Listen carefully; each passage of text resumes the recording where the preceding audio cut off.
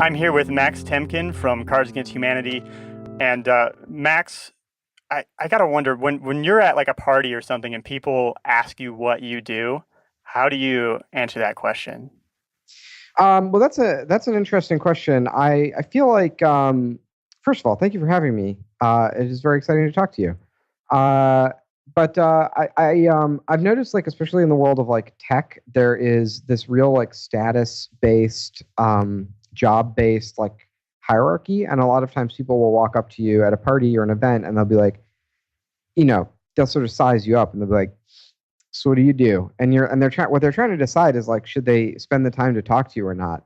And I hate that. That feels so gross. So I usually steal a line from my friend Merlin Mann, and he's like, the greatest thing to say to people is, "I'm a ceramicist," because no one's exactly sure what it is, and it sounds extremely boring. And if they're the kind of person who will stop talking to you if you don't have an impressive tech job, that will end the conversation. So that's always a nice, like, separate the wheat from the chaff kind of an answer. So you tell them that you're a ceramicist? Yeah, or sometimes I say I work with computers. You're a computer person? Yeah, I use a computer for my job. And then do you ever end up like getting to the truth of what you do in those conversations? I mean, I know that question sucks. Like, it hurts to even ask it to you because I hate being asked that question. So it just, it just depends, honestly. If I'm meeting like a perfect stranger at a restaurant, or if you run into someone and just making small talk with someone in the elevator or whatever, no, I never lead off with like that. I'm like a thing that I'm well known for. Like, it's just so boring. Like, it's boring frankly, just selfishly, it's boring for me. I don't want to answer the same three questions or hear the same three stories people have about Cards Against Humanity. Like, I'm much more interested in hearing about other people and what they do, or talking about other stuff that I do in my life. So I might tell people, like, I work in politics, which is true, or I'm a designer, which is true, or just I make games, I make board games, and that's usually a nice like opening for a conversation. Yeah, I think especially in those. I was going to say, especially in those shorter conversations in the elevator, you don't want to get into a whole thing, and so like the most vague thing, I usually just say, "Oh, I have an internet business" or something. I learned the hard way that if I say, "Oh, I'm an author" or something like that, then I start getting into this conversation that is not interesting to me.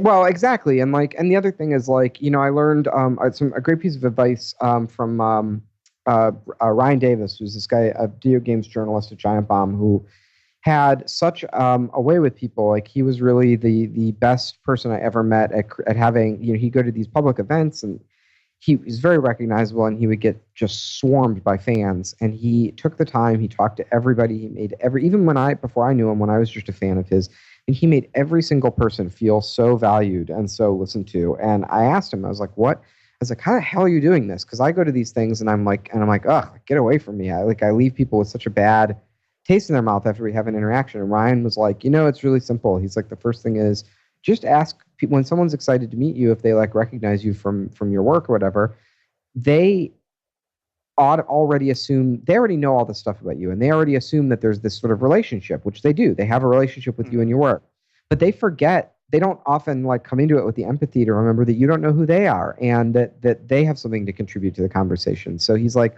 the simplest thing is just say, "Hi, I'm Ryan. What's your name?" And that sort of almost cues them it sort of puts them in that mindset of remembering, oh, actually, even though I've seen this person on the internet before, we're meeting for the first time. Mm-hmm. And I'm sort of expected to go through to present myself to this person and be an equal in this conversation.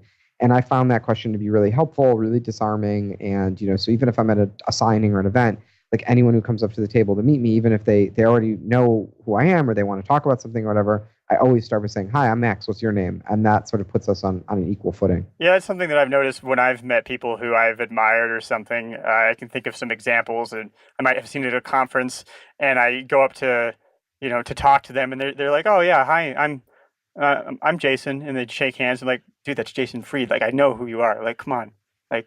You don't need to, it is disarming that way. But put yourself in Jason's point of view, because he goes to these events. Everybody there has read his blog. Everybody knows what he's about. Everybody's read his book. They all want to come up to him and say, oh man, your work means so much. I mean, listen, I've done this to Jason Fried, right? I went up to him and was like, oh man, rework, like it meant so much to me, and I figured out what to do with my business because of it, and like my whole life is like based on these things that you've written, and I use Basecamp for my job. Like I have so a million things I want to tell him, but like, Yeah.